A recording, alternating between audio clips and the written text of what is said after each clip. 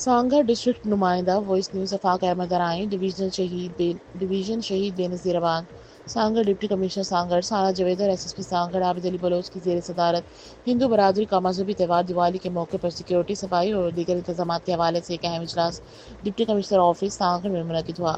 اجلاس میں ضلع بھر سے ہندو برادری کے نمائندوں، پولیس، میونسپل، وابجہ، ہیلتھ، فائر بریگیڈ اور دیگر متعلقہ محکموں کے افسران نے شرکت کی۔ ڈپٹی کمشنر نے کہا کہ دیوالی کے موقع پر شہریوں کو بہتر سہولیات فراہم کرنا ضلعی انتظامیہ کی اولین ترجیح ہے۔ تمام محکمے اپنی ذمہ داری اور شستلوبی سے انجام دیں تاکہ تہوار کے موقع پر کسی قسم کی پریشانی نہ ہو۔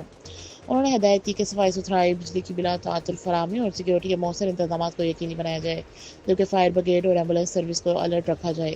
اجلاس میں ہندو برادری کے نمائندوں نے شرکت کی اور روشنی کے تہوار دیوالی کے پروگرام سے آگاہ کرتے ہوئے ہندو پنچایت کے سربراہ راجیش کمار ارسادانی نے کہا کہ دیوالی روشنی، محبت اور بھائی چارے کا درس دیتی ہے۔ ہم آزادی سے اپنے تہوار مناتے ہیں اور اپنی عبادت گاہوں میں عبادت کرتے ہیں۔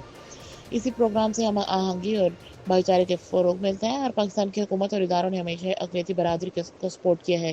اس موقع پر دیوالی کا کیک بھی کاٹا گیا، جس میں ڈپٹی کمشنر سارا جاوید سمیت تمام افسران اور ہندو پنچایت کے نمائندے نے شرکت کی۔ اس موقع پر additional deputy commissioner Abdul Majid Rahzani, doctor Daulat Jamali, تمام اسسٹنٹ کمشنر اور متعلقہ افسران بھی موجود تھے۔